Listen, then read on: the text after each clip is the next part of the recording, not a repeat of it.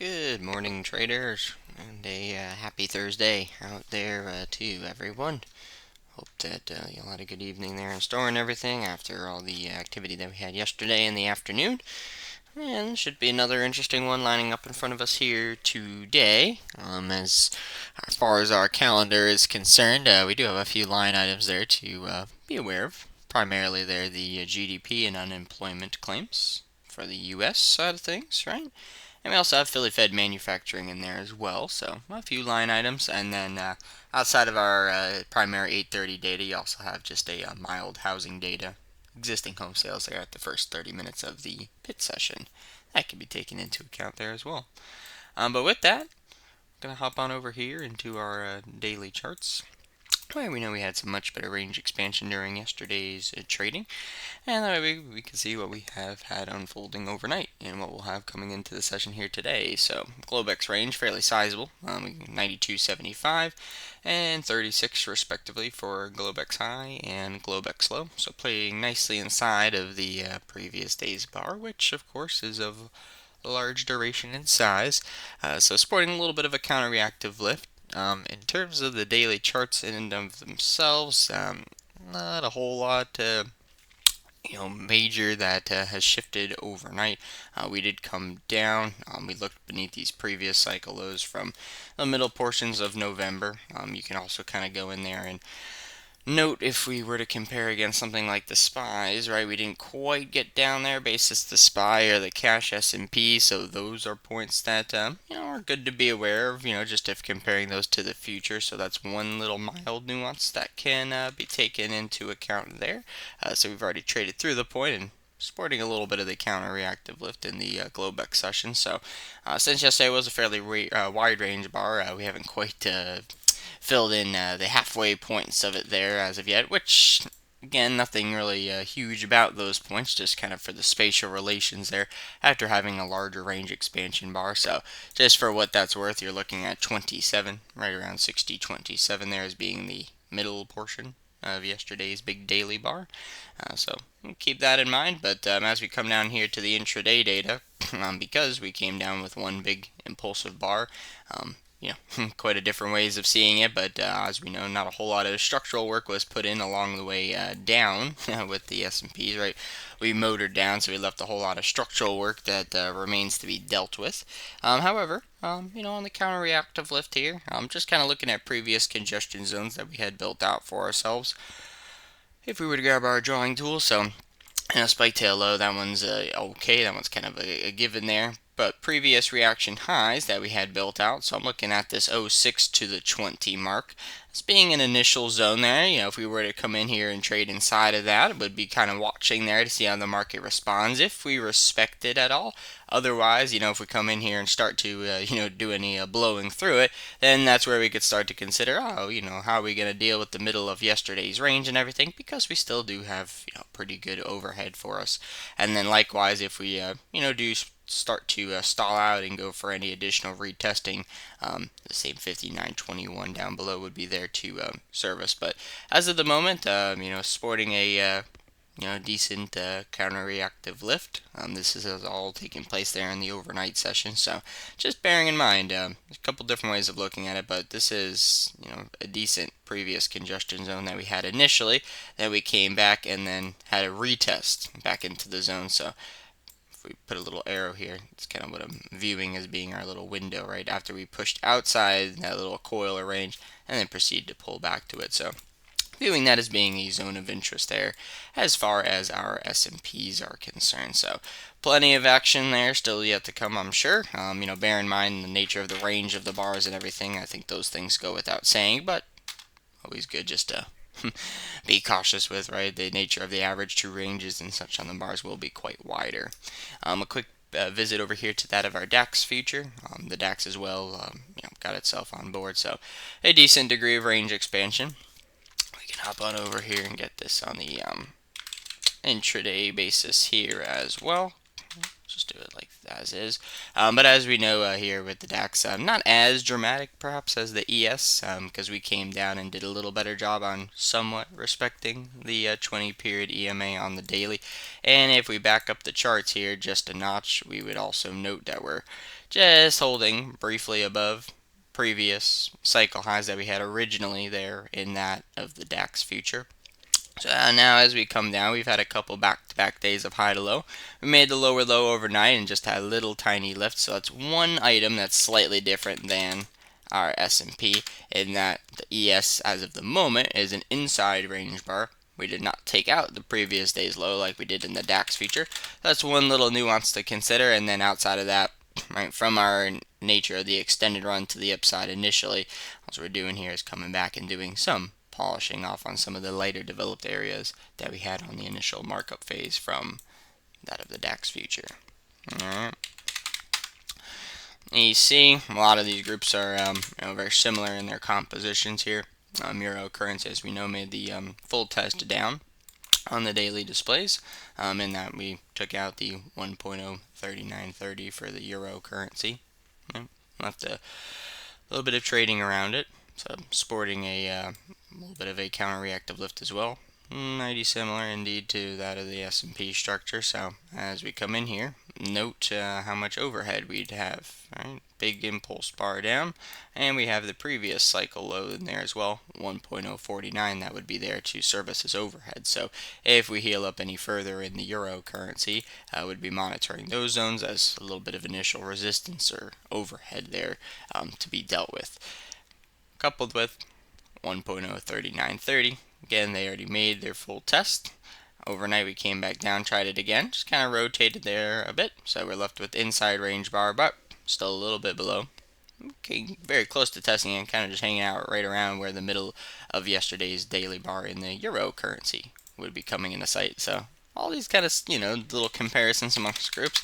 Go back to the ES, we're still below the middle portion there, inside range bar. So a little comparison between those two groups, and then we can hop on over here to the gold, which of the groups I will have to say gold will kind of be an important one there today, only in that we broke down from our previous range yesterday, right? We moved outside of it and actually did an alright job on closing outside of it. However, right, just as we know, this was the pool or the previous trading range that we had built out. So depending on where you want to measure the spike low from, if you want to use the 29.7, or if you want to use the one a little bit above it, the 35.6. Regardless, doesn't really matter because we blew through it, closed beneath it yesterday. And what do we see here? Also, did we detect a theme here? A little counter-reactive lift. It looks like we visited the middle of the range from yesterday overnight, back to the bottom end of the previous coil or structure. Met pretty quickly with additional selling, and we've thus pushed them back down. So the gold, you'll see it a little better if you go down like a 60-minute chart or something, right? More of this complex correction, all very similar, right? Filling in some of the structural work from yesterday. We haven't made any type of full test down or anything like that. That would be 2596.7. So that is quite a bit of a ways down there, but certainly gives us that feeling of breaking down from the range, trying to come back into it overnight. And as of now, they've been met with selling pressure. And just to compare up against that chart of the euro currency and the gold, the euro currency and the S&Ps, the gold did indeed make a lower low on the daily chart there. So just one little slight nuance compared to the others. And the more contained one of the bunch here, the crude, right? Nice rotating action here. Yesterday, oddly enough, it was one of the very few markets that closed itself in 3-bar balance mode because the high was below the 2-day high and above the previous day's low, all that. So coming in here to the structure on the intraday basis with the CL, still fancying this 70.11 mark. Again, we've been trading through it like every day, at least once. That was just our previous high test from the trading on December 4th. 1, 2, 3, 4, 5, 6. This would be our 7th day trading around it if we were to come back up and retest that point at all. So that's been serving as a little fulcrum for us. we have this complex correction, a little bit more range bound. It's not quite a perfect coil or triangle as of yet, but we are starting to form a little bit of these converging trend lines. So starting to go through the balancing act, hence forming our 3-bar balance mode on the daily. So we'll keep tabs on it in case they do try and get any better range expansion, but as of the moment, just very mild, forming these converging trend lines on the 240-minute display, or we could as well see that on a 120-minute basis. So coiling act. It is 3 days of high to low, or 3 red bars there, but nothing too major in terms of the range of the bars there on the daily. So coming into the session near the unchanged mark for that of the crude. And then, of course, we have our bonds here as well. For these bonds, as you all know, do fancy the yields, right? Owens always gives us a nice view. So as we know, the bonds yesterday, at the very end, right, they came down there, did the look below all the previous lows, right? So they made new lows basis the March series and closed beneath it. So I've been forging a little lower overnight. Lower Keltner channel boundary got 114.14. That could perhaps be taken into account here. Outside of that, the primary item of interest, which was already occurring prior to the data yesterday. So yeah, sure, we tested down a little further, but we had already been on an extended run down, right? And we know the importance of these items because we were up to day number 7 prior to coming in yesterday. Our 3, our 6, 7 on our little pause bar. We continued, right? First touch of the 5 SMA was met with pretty clean selling pressure, so made a little lower low, and as of the moment we can see it's pretty far up there. 115.20 is the 5 SMA daily, so if we find ourselves closing beneath that again, which as of the moment it's quite a ways up there, so wouldn't be too reasonable. It's a pretty wide spread, so if we proceed to close beneath it again there today, we would be adding one additional day into the count as far as the persistency of trend is concerned. On the intraday basis here, we have the yield charts there. Nice and easy for our purposes there to help normalize the data, right? Because we were not quite front month in the March bonds when we were trading here in the earlier portions of the year. So it allows us to see a couple other data points. For one, we'd be coming into the session with a gap on the bonds in the yields from where we closed yesterday to where we are opening today.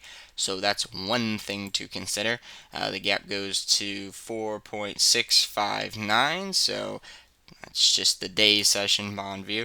And then up in here, right, since we've already blown through the lows basis this March series, you can see over here in the yields, hey, we still have data points to work with. Not sure we'll be getting all the way up there to 4.756, but in other words, it gives us a little bit more of a smooth feel to work with, right? We already closed all the old gaps that we had initially, which took us a lot of time to get back up there. So, and now coming into the session here today, this is where we're set to open at the moment. So if you go to like a 15-minute chart again, you'll see a little bit of the gap from where we closed to where we're set to open there today.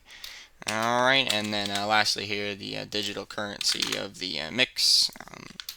Just joining in with the other groupings. Main component there was the nature in which we came in here and filled the gap area.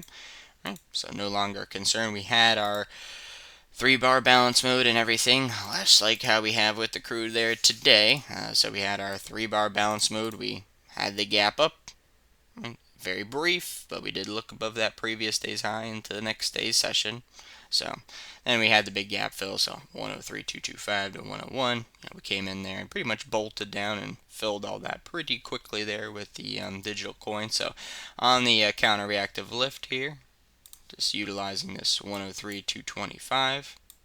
Previous cycle low up to these previous tails. I don't like to get the chart too cluttered with like too many lines on it, but we could certainly include that as being like an additional point of interest there and treat it more as a window. So let's call it 103.225 up to like 103.670 there, just being the bottom end of this previous structure that if we run into that zone would be keeping an eye, see if they proceed to respect it at all. Alright everyone, and with that, let's just get this thing back to normal here. We do have some morning data points that we will let settle in, and outside of that, not too shabby there. Some very interesting developments overnight, and certainly nice to have the volatility opened up for a good portion of these markets. So should be some good swings yet to come, and per usual, right? We'll let the early morning data settle in. We'll see how we develop there for the first 15 minutes and all, and proceed from there. But certainly not too shabby in the overnight session.